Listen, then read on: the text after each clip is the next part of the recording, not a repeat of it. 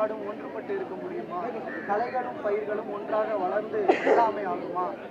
விசுவாசியும் துரோகியும் தோளோடு தோல் நிற்க முடியுமா? முடியாது முடியாது என்று நீங்கள் முழங்குவது கேட்கிறது அப்படின்னு சொல்லி இபிஎஸ் அதான் அவருக்கு அந்த பதில் அது அப்படியே தான் பொருந்தும். அதுதான் நானும் சொல்கிறேன். இந்த பதில் இருக்கு இல்லையா, அப்படியே அவர் சொன்னார் இல்லையா போச்சார், அதை நானே சொன்னேன், திருப்பி சொன்ன சொல்ல அவர் சொல்லிடுங்க. ஓனாயின்னு அவரை சொல்லிக்கிறாரு, உண்மையை ஒத்துக்கிறாரு. அடுத்து இன்னொன்று சொன்னீங்களேன்னா விசுவாசியும் துரோகியும், யார் துரோகின்னு எல்லாம் உலகத்திற்கே தெரியும். பயிர்களும் கலைகளும் ஒன்றாக யார் கலை யார் பயிர் என்பது மக்களுக்கு தெரியும். ஏதோ லாட்ரி சீட்டு மாதிரி குருட்டு யோகத்தில் பதவிக்கு வந்துட்டு துரோகத்தினுக்கு ஒரு எம்பளம் ஒன்றுனா பழனிசாமி தாங்கிற அளவிற்கு இன்றைக்கி தமிழ்நாட்டில் மக்களுக்கு முன்னெல்லாம் எட்டப்பண்ணு கேள்விப்பட்டிருக்கோம். அதே மாதிரி வருங்காலத்தில் பழனிசாமியின் பெயர் தமிழ்நாட்டு வரலாற்றில் ஒரு துரோகி அப்படின்னா பழனிசாமி ஞாபகம் இருக்கின்ற அளவுக்கு செயல்பட்டு கொண்டிருப்பவர். அவரே தெரியாமலேயே தான் அந்த துரோகி அப்படிங்கிறத ஒத்துக்கிட்டு இருக்கார். அப்படி தான் நான் அதை பார்க்குறேன். வெள்ளாடு ஓனாயும் ஒன்றாக முடியுமா? பயிரோட சேர்ந்த கலைகளும் விவசாயம் பண்ண முடியுமா? துறையோட சேர்ந்த விவசாயத்துக்கு எப்படி இது வார்த்தை ஜாலத்துக்கு தான் இது ஒத்து வரும் மொழியே, நடைமுறைக்கு ஒத்து வராது.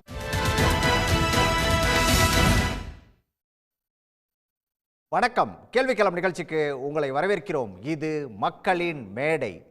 பிப்ரவரி 24, அதாவது நாளை ஜெயலலிதாவுடைய மறைந்த முன்னாள் முதலமைச்சர் ஜெயலலிதாவுடைய 77வது பிறந்தநாள்.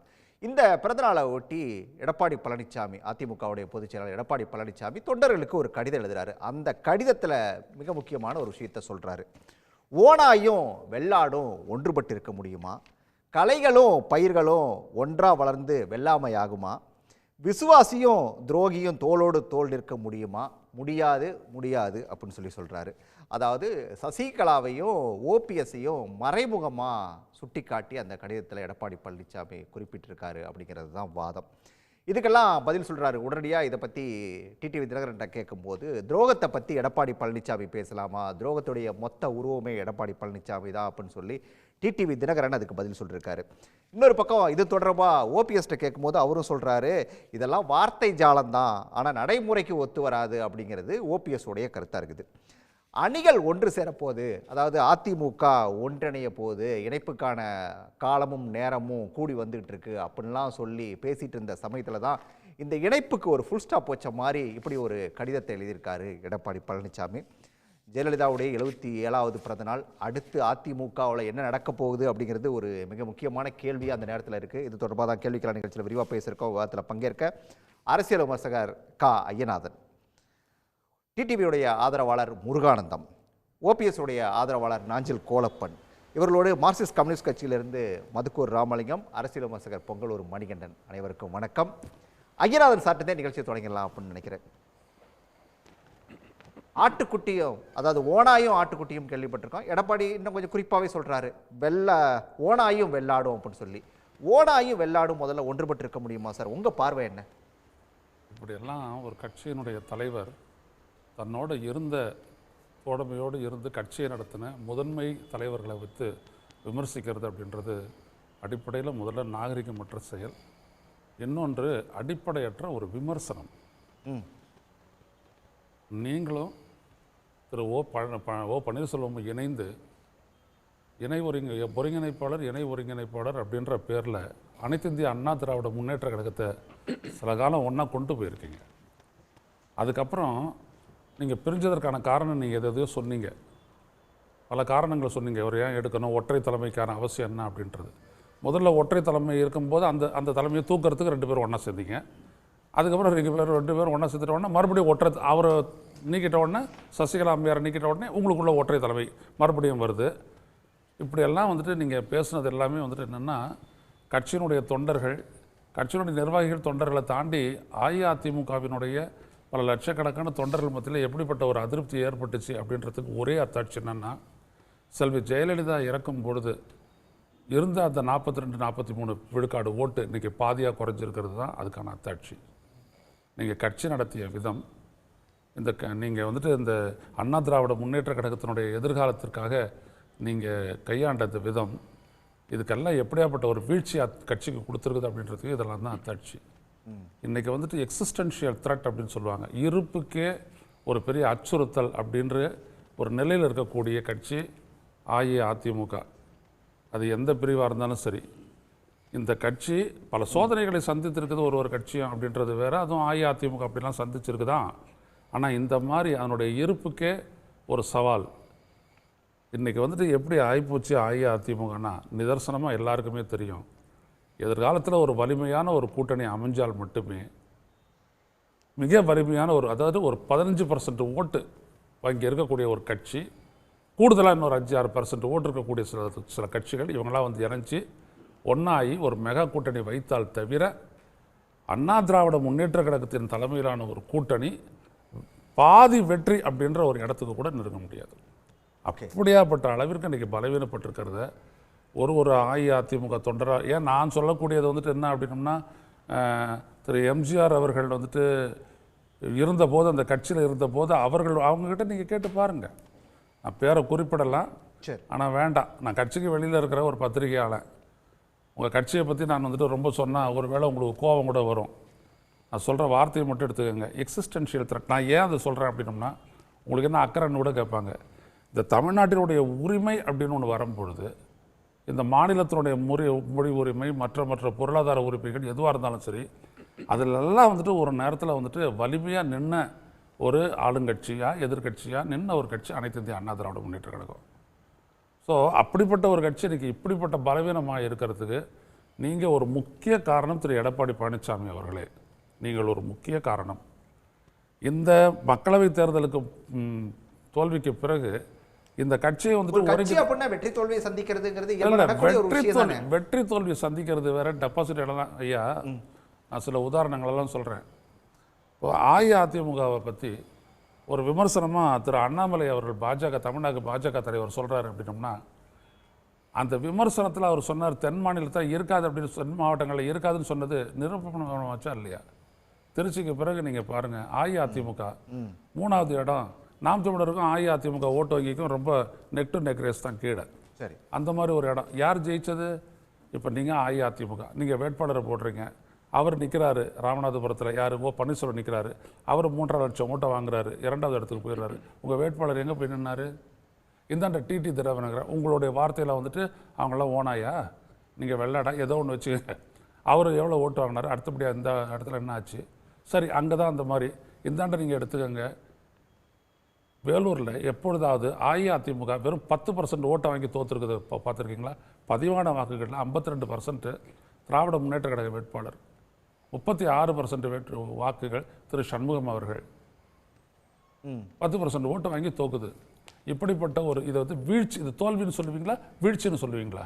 சரி, அப்போது இவ்வளவு தூரம் வீழ்ந்த ஒரு கட்சியை வந்துட்டு தூக்கி நிறுத்துறதுக்கு அந்த கட்சிக்குள்ளே இருந்து நீங்கள் எடுத்த முயற்சி என்ன?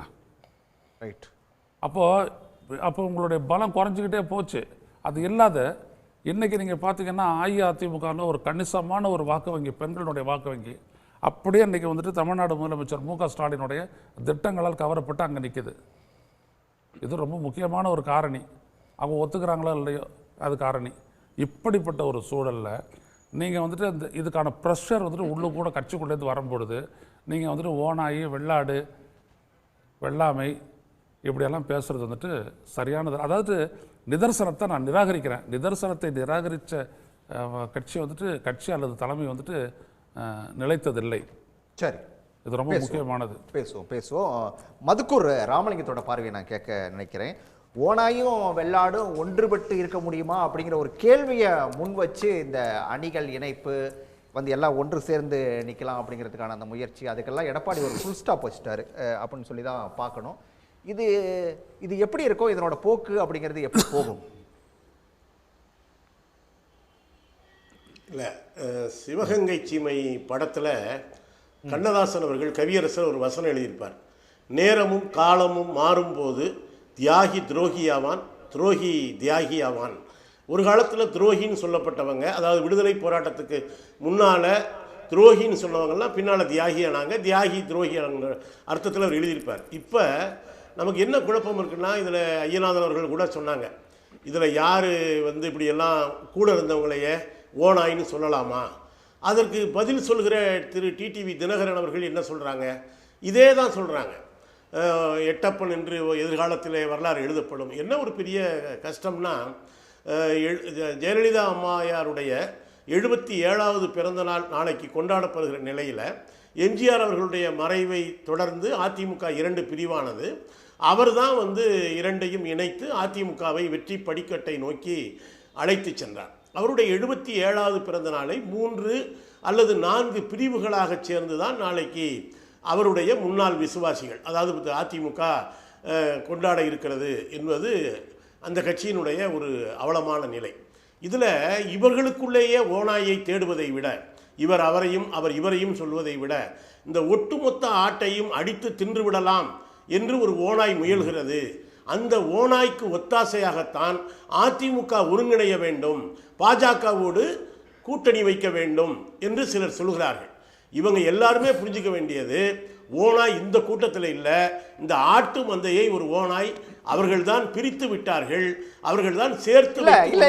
இப்ப நீங்க சொல்றது எனக்கு இன்னொரு கேள்வி வருது. இதுல வந்து நேரடியா எடப்பாடி பழனிசாமி வந்து எந்த இடத்துலயும் வந்து ஓபிஎஸ்ஐயோ டிடிவி தினகரனையோ நேரடியா பேரை சொல்லி குறிப்பிடாம தான் இந்த வார்த்தையை சொல்றாரு. வெள்ளாடும் ஓநாய் ஒன்றுபட்டு இருக்க முடியுமான்னு கேட்கிறாரு. அதை வந்து நம்ம இப்படியும் எடுத்துக்கலாமா? பாஜக நோக்கி சொல்றாருன்னு எடுத்துக்கலாமா? அப்படி எடுத்துக்கிட்டாருன்னா அப்படி எடப்பாடிக்கு ஒரு புரிதல் இருக்குமேனால் அது அதிமுகங்கிற கட்சிக்கு நல்லது. நான் தான் சொல்கிறேன், இந்த கூட்டத்துக்குள்ள ஓநாயை தேடாமல் இந்த ஒட்டுமொத்த ஆட்டு மந்தையையும் ஒரு ஓநாய், நான் வந்து அது அப்படியே நேரடியாக அர்த்தத்தில் எடுத்துக்க வேண்டியதில்லை, ஒரு ஓமானத்துக்காக சொல்கிறேன், அவர்கள் தான் பிரித்து வைத்தார்கள். ஜெயலலிதா அம்மாவுடைய மறைவை தொடர்ந்து அதிமுக 2-3 பிரிவுகளாக பிரிந்தது ஏன்? ஓபிஎஸ் தர்மயுத்தம் என்று அறிவித்தது ஏன்? பின்னால் குருமூர்த்தி சொல்லித்தான் நான் தர்மயுத்தத்தையே ஆரம்பித்தேன்னு சொன்னது ஏன்? பிரதமர் மோடி சொல்லித்தான் நான் துணை முதல்வர் பொறுப்பையே ஏற்க ஒப்புக்கொண்டேன் என்று சொன்னது ஏன்? பிறகு அந்த அதிமுகவுக்குள்ளே போனாங்க. ஜெயலலிதா அம்மாவுடைய மரணத்திலேயே மர்மம் இருக்குது அப்படின்னு ஓபிஎஸ் சொன்னார். அதெல்லாம் வந்தால் தான் அதிமுகவில் இணைவேன்னு சொன்னார். பிறகு 2 பேரும் சேர்ந்து தான் இருந்தாங்க. இன்றைக்கு வரைக்கும் அதில் இருக்க மர்மத்தை அவர் கண்டுபிடித்தாரா என்று நமக்கு தெரியாது. இதில் எடப்பாடி அவர்கள் கூட பாஜகவோடு இருந்தால் கதைக்கு ஆவாது என்கிற முடிவுக்கு அவர் இருக்கிறார். ஆனால் அது வெறும் அறிக்கைகளில் மட்டும் போதாது. உதாரணமாக சமீபத்தில் டில்லி சட்டமன்ற தேர்தலில் ஆம் ஆத்மி தோற்கிறது, பாஜக ஆட்சி அமைக்கிறது. இது ஒன்றும் டெல்லியில் அதிமுகவுக்கு எந்த ரெலவன்ஸ் இல்லை. ஆனால் இங்கிருந்து எடப்பாடி பழனிசாமி பார்த்தீங்களா இந்தியா கூட்டணி அவுட்டு அப்படின்னு சந்தோஷப்படுறார். அங்கே ஜெயிச்சது பாஜக. இங்கே வந்து இப்போ இன்னைக்கு எடுத்துக்கங்களேன், இன்னைக்கு ஒருவேளை ஜெயலலிதா அம்மையார் இருந்திருந்தால் இந்த இருமொழி கொள்கையை அழித்து மும்மொழி கொள்கை என்று வருகிற பொழுது அவர் எதிர்த்திருப்பாரா இல்லையா? 3 பேருமே எதுக்குறாங்க, ஓபிஎஸ் எதுக்குறாங்க, டிடிவியும் எதுக்குறாங்க, எடப்பாடியும் எதுக்குறாங்க. ஆனால் ஒரு போராட்டத்தை உங்களால் நடத்த முடிகிறதா? இன்றைக்கு முதலமைச்சர், திராவிட முன்னேற்ற கழகம், இந்தியா கூட்டணியில் இருக்கக்கூடிய கட்சிகள் ஒரு மிகப்பெரிய போராட்டத்தை தமிழ்நாட்டிலே நடத்தி கொண்டிருக்கிறனால தமிழ்நாட்டினுடைய அடையாளத்தை, கல்வியை நீங்கள் என்னென்னா ரசிக்கிறீங்க. இன்றைக்கி கூட எடப்பாடி அவர்கள் அறிக்கையில் என்ன சொல்கிறாரு? தமிழ்நாட்டினுடைய இருமொழி கொள்கையையே காப்பாற்ற நம்முடைய முதல்வருக்கு திறன் இல்லை என்று சொல்கிறார். ஆனால் இதே முதல்வர் தானே நீ 5000 கோடி அல்ல 10,000 கோடியை மறுத்தால் கூட நாங்கள் மும்மொழி கொள்கையை ஏற்க மாட்டோம், தமிழ்நாட்டினுடைய தனித்தன்மையை விட்டுத்தர மாட்டோம் என்று முதல்வர் சொல்கிறார். ஆனால் நீங்கள் என்ன செஞ்சுருக்கீங்க? ரசிக்கிறீங்க. தமிழ்நாட்டுக்கு ஒரு சிக்கல் வரட்டும்னு நினைக்கிறீங்க. பேரிடர் நிதியே தமிழ்நாட்டுக்கு தரலைன்னா கூட எடப்பாடியினுடைய ரியாக்ஷன் என்ன? இது என்னன்னா இவங்களுக்கு திமுகவை ஏதாவது குறை சொல்லணுமே நினைக்கிறாங்க தவிர இதில் வந்து இந்த 3 பேரும் சேர்ந்து வேலை செய்ய முடியுமா என்பது மிகப்பெரிய கேள்விக்குறி. ஏன்னா ஓபிஎஸ் டிடிவியினுடைய நோக்கம் என்னன்னா அதிமுகவை ஒருங்கிணைத்து பாஜகவோடு கூட்டணி வைக்க வேண்டும் என்பது. அதற்கான மிகப்பெரிய விலையை கடந்த காலத்தில் எடப்பாடி அணி கொடுத்திருக்கிறது. அது குடியுரிமை திருத்த சட்டமாக இருக்கட்டும், வேளாண் திருத்த சட்டமாக இருக்கட்டும், இன்னைக்கு கூட ஒரு ஆக்கப்பூர்வமான எதிர்க்கட்சியாக கிடைக்கிற வாய்ப்புகளை எல்லாம் எடப்பாடி பழனிசாமி தவற விடுகிறார். அது வந்து இப்போ ஈரோடு கிழக்கு இடைத்தேர்தலாக இருக்கட்டும், விக்கிரவாண்டி இடைத்தேர்தலாக இருக்கட்டும், தேர்தலில் நிற்கணும், அதுக்கு பதிலாக ஏதாவது ஒரு சாக்குப்போக்கு சொல்லி விலகி நிற்கிறார். இன்னொரு புறத்தில் பாஜகவோடு இருந்தால் தமிழ்நாட்டில் கதை ஆகாதுன்னு சொல்கிறவர் இன்னைக்கு பாஜக தமிழ்நாட்டுக்கு எதிராக ஒரு மிகப்பெரிய யுத்தத்தையே தொடுத்து கொண்டிருக்கிறது. அதை நீங்கள் ஒரு எதிர்க்கட்சிங்கிற முறையில் இதே நீங்கள் ஆட்சியில் இருக்கிற பொழுதும் இதே வஞ்சகம் ஓர வஞ்சனை இருந்தது. நீட் தேர்வுக்கு அனுமதி, அந்த விலக்குகளுக்கு அனுமதி கொடுக்க மறுத்தாங்க, பேரிடர் நிதி தர மறுத்தாங்க. இப்போ நீங்கள் எதிர்க்கட்சியாக இருக்கிற பொழுது என்ன செய்யணும்? பாஜகவினுடைய இந்த வஞ்சகத்தை எதிர்க்கணும். ஆனால் நீங்கள் என்னென்னா எதுக்கோ என்னன்னு தெரியல, அப்படியே பேரளவுக்கு கண்டிச்சுட்டு விலகிடுறீங்க. கிட்டத்தட்ட அவங்க 2 தரப்பும் கூட பேரளவுக்கு சொல்கிறாங்களே தவிர இதில் ஓனாய் ஆடுகள் என்பது நான் சொல்கிறதுங்கிறது நீங்கள் வந்து ஓபிஎஸ்ஐயோ டிடிவியையோ ஓனாயாக பார்ப்பதை விட இதை 3ஆக 4ஆக பிரித்து வைத்தால் யாருக்கு லாபம்? இப்போ கூட ஐயநாதன் தெளிவாக சொல்லிட்டாரே. அதை கேட்கலாம். அது வந்து மிக முக்கியமான நீங்க வேற ஒரு பார்வையை வச்சிருக்கீங்க. நான் அதை கேட்கணும். அதை வந்து நான் பொங்கலூர் மணிகண்டன் தான் அதற்கான விளக்கத்தை சொல்லுவாரு. இங்க ஓனாய் யாரு சார், அதே போல கலை யாரு, துரோகி யாரு? நேரடியா எடப்பாடி சொல்லல. அதுக்கான பதிலை நீங்க கொஞ்சம் வெளிப்படையா பேசுறா நல்லா இருக்கும்னு நினைக்கிறேன். அவங்க எதிர்க்கட்சி தலைவருடைய அறிக்கையில் மிக தெளிவாக நான் அந்த வார்த்தையை தான் சொல்ல வந்தேன். அதாவது திரு தினகரனும் திரு பன்னீர்செல்வம் யாருடைய முகமூடியாக இருக்கான்னு சொன்னால் பாஜக முகமூடி தான். பாஜக வேறு, ஓபிஎஸ் வேறு, தினகரன் வேறு அல்ல. அப்போது அந்த ஓனாய் என்று சொல்வது பாஜக தான். பாஜக என்கிற ஓனாய் அந்த இருவர் பின்னணி இருந்து கொண்டு தமிழ்நாட்டில் ஒரு அதிமுகவை விழுங்க வேண்டும் என்று கடித்து குதற வேண்டும் என்று விரும்புகிறது. எனவே தான் அது வந்து பாதுகாப்பது தான் அதிமுக வெகு தூரம். சரி, ஓகே ஓகே. ஓனாய்க்கான பதில் வந்துருச்சு. ஓனாய்ங்கிறது வந்து எடப்பாடி பழனிசாமி குறிப்பிட்டது பாஜகவை நோக்கி. அடுத்தது கலை யாரு? இல்லை, கலை வந்து சார், நீங்கள் அம்மா அவர்கள் இருக்கிற போதே கட்சியிலிருந்து நீக்கி வைக்கப்பட்டவர் தினகரன். அப்போ அதே மாதிரி அம்மா மறைவுக்கு பிறகு சசிகலாவை குற்றவாளி ஆக்கியவர் திரு பன்னீர்செல்வம். அதாவது கூபத்தூரில் சசிகலா அம்மையார் வந்து ஒற்றுமையாக இருப்போம், நாம் ஆட்சியை உறுதியாக நிலைப்பாடுடன் நிறுத்துவோம் சொல்லும்போது ஒற்றுமையாக இருக்க முடியாது, சசிகலாவையும் தினகரனையும் வெளியேற்ற மட்டும்தான் ஒற்றுமையாக இருப்போம் சொன்னவர் ஓ பன்னீர்செல்வம். அப்போ இவர் மாற்றி மாற்றி பேசுவதற்கு காரணம் சுயநல. தனக்கு ஒன்று இல்லை என்று சொன்னால், தனக்கு ஒரு ஆபத்து என்று சொன்னால் எந்த எல்லைக்கும் செல்லக்கூடியவர் பன்னீர்செல்வம். திரு தினகரனுக்கும் அதிமுகவுக்கும் சம்பந்தமே இல்லை. அம்மா மறைவுக்கு பிறகு சசிகலாமையார் மூலமாக உள்ளே வந்தவர் இன்னும் வெளியேற்றப்பட்டிருக்கார். எனவே இவர்கள் எல்லோரும் கலைகளாக பிடுங்கி எரியப்பட்டவர்கள். இந்த கலைகள் உள்ளே வந்தால் நிச்சயமாக மிகப்பெரிய தொண்டர்கள் விருப்பம். துரோக அவனசம் பண்ணாங்க. நீங்க அதிமுகல அம்மா இருக்கிற போது எடப்பாடி குறிப்பிட்ட துரோகி யாரு? பிரிவா இருந்தாங்க. துரோகியும் விசுவாசியும் தோழரும் யார் அந்த விசுவாசி, யார் அந்த துரோகி? இல்ல அந்த பிறகு நீங்க அந்த பிளவுங்கிறது அதிமுகவை உடைத்தது யார்? திமுகவோடு சேர்ந்து கொண்டு அதிமுக ஆட்சிக்கு எதிராக சட்டமன்றத்தில் வாக்களித்தது யார்? பிறகு தனக்கு பதவி வேண்டும் என்பதற்காக பிரதமர் சொன்னார் என்று சொல்லி வந்து 11 எம்எல்ஏக்கு சேர்த்துக்கொண்டு துணை முதலமைச்சர் ஆனது யார்? துணை முதலமைச்சர் மட்டுமல்ல, வீட்டு வசதி துறை தான் வேண்டும் என்று உடுமலை ராதாகிருஷ்ணன் அவரிடம் இருந்த துறையை தன்னோட பிடியும் கொண்டது யார்? எல்லாமே செய்து பன்னீர்செல்வம். அப்போ அவர் மொத்தமாக பாஜகவின் பிடியில் இருக்கிறார். இங்க வந்து ஆளாளுக்கு அறிவுரை சொல்றாங்க. அறிவுரை எல்லாம் அதிமுக தேவையில்லைங்க சொல்லுவாங்க. அதாவது துரோகத்தை செஞ்சது ஓபிஎஸ் நீங்க சொல்றீங்க. இந்த பக்கம் டிடிவி சொல்றாரு இல்ல இனி வந்து வருங்காலத்துல துரோகம் அப்படின்னு சொல்லி சொன்னாவே அது வந்து எடப்பாடி பழனிசாமி தான் குறிக்கும் அப்படின்னு சொல்லி அவர் சொல்றாரு. அப்புறம் அதை எப்படி எடுத்துக்கிறது சார்? நீங்க அம்மாவால் ஒதுக்கி வைக்கப்பட்டது யாருங்க? அந்த குடும்பத்தையே ஒதுக்கி வைக்கப்பட்டது யார்? அம்மா மறைந்த பிறகு அந்த குடும்பத்தை ஒதுக்கி வைக்க வேண்டும் என்று கோரிக்கை வைத்து அதன் அடிப்படையில் கட்சிகளை இணைந்தது யார்? அப்ப சொன்னது ஓபிஎஸ் தானே. அப்போ அம்மா தான் அன்னைக்கு பண்ணி வச்சாங்க. அப்போ ஒட்டுமொத்தமாக அதாவது 1999 ஆட்சியில் அம்மாவுடைய ஆட்சி மிகப்பெரிய கெட்டதை உருவாக்கி அதுக்கு பிறகு தொடர்ந்து அதிமுக தொண்டர்கள் மத்தியில் சசிகலா குடும்பத்தால் இந்த கட்சியும் ஆட்சியும் மிகப்பெரிய அவப்பெயரை பெற்றதுக்கு காரணம் யாருங்க? அந்த குடும்பம். இது சொன்னது ஓபிஎஸ். எனவே அந்த ஓபிஎஸ் மூலமாகத்தான் அவர்கள் நீக்கி வைக்கப்பட்டார்கள். தொண்டர்கள் நினைச்சது அம்மாவே செய்ய முடியல, ஆனால் ஓபிஎஸ் செஞ்சு காட்டினாருங்க. அந்த ஓபிஎஸ் தான் சசிகலாவையும் குடும்பத்தையும் ஒட்டுமொத்தமாக நீக்கி வச்சாரு. அதற்காக மக்கள் எல்லாம் அதுக்கு நன்றியா இருக்காங்க ஓபிஎஸ் சொன்னா. ஆனால் அந்த ஓபிஎஸ் மீண்டும் அவரோட சேர்ந்துக்கிட்டு மீண்டும் தவறு செய்வதுதான் மிகப்பெரிய துரோகம். இன்னும் மிகப்பெரிய துரோகம் என்ன? எந்த பிஜேபியோடு இணைந்து மறைமுகமாக சென்று அவர் இந்த ஆட்சியை கட்சியை அழிக்க வேண்டும் என்று நினைச்சார்களோ அவர்களோடு இணைந்து கொண்டு மேலும் மேலும் இந்த கட்சியை சிதைத்து இந்த கட்சிக்கு பதிலாக பாஜகவை வளர்த்து விரும்புகிறாங்க. அதற்கு ஒத்தாசை இருப்பது ஓபிஎஸ் தான். எனவே தான் அவர் தான் அதிமுக நிரந்தரமான துரோகி. சார் இப்போ சொன்னாங்க எம்ஜிஆர் அவர்கள் அதிமுக தொடங்குவதற்கு முன்பாக திமுக ஆட்சிக்கு காரணமாக இருந்து அவர் தான். அவர் நீக்கலையா கருணாநிதி?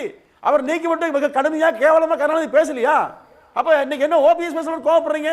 அதாவது எம்ஜிஆருடைய மிகப்பெரிய ஒரு தலைவர் யாருமே இல்லை. அந்த மாபெரும் புரட்சி தலைவர் எம்ஜிஆரையே திமுக கேவலப்படுத்தி வெளியமைச்சதுங்க.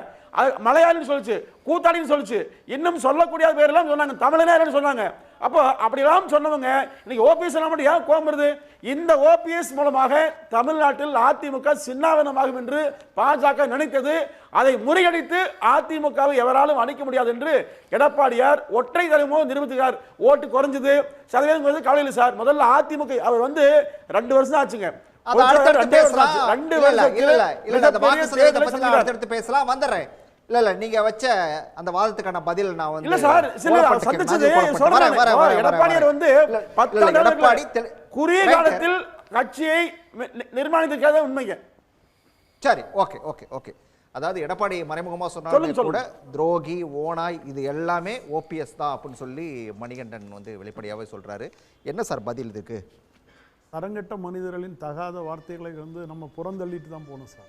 அதாவது ஒரு முதலமைச்சராக இருந்தவர், ஒரு கட்சிக்கு இணை ஒருங்கிணைப்பாளராக இருந்தவர், இன்னைக்கு ஒரு எதிர்க்கட்சி தலைவரில் இருக்கிறவர், ஒரு கீழ்த்தரமான ஒரு நபருங்கிறத அவரோட அறிக்கை மூலமாக அவரே சுட்டி காட்டிக்கிட்டாரு. இதை நம்ம புறந்தள்ளிட்டு தான் போகணும். இல்ல இல்ல அவரு இல்ல மணிகண்டன் வந்து இல்ல சார், மணிகண்டன் அதுக்கு ஒரு தெளிவா ஒரு காரணம் சொன்னாரு. எந்த இயக்கம் எந்த கட்சி அதிமுகவை அழிக்க நினைச்சதோ, அதாவது பாஜகவை சொல்றாரு, பாஜகவோட சேர்ந்துக்கிட்டு அதிமுகவே அழிக்க பார்க்கிறாரு ஓபிஎஸ் அப்படிங்கறத அவங்க வைக்க குற்றச்சாட்டு. பாஜக கிட்ட போய் மோடி பக்கத்துல வலது புறம் உட்கார்ந்து இருந்து மாலையை போட்டு காலை அமைக்கி கொடுத்ததெல்லாம் எடப்பாடி பழனிசாமிங்கிறது நமக்கு தெரியாதா? இன்னைக்கு வரைக்கும் தெரியாதா? என்ன செஞ்சாங்க? அதே பாஜகவோட கூட்டு சேர்ந்துக்கிட்டு நின்னது ஓபிஎஸ் தெரியாதா? அதாவது நாங்க வந்து இன்னைக்கு கூட்டணியில கூடால இருக்கிறோம். நாங்க வந்து பாஜக உள்ளுக்கு வந்து உள்ளொன்ன வச்சுக்கிட்டு நாங்க வெளிப்படையான மறைச்சு பேசுற இது அண்ணன் ஓபிஎஸ் கிட்ட இல்ல இருக்கிறோம். நாங்க இருக்கிறோம், இதுல ஒன்றும் தப்பு இல்லையா?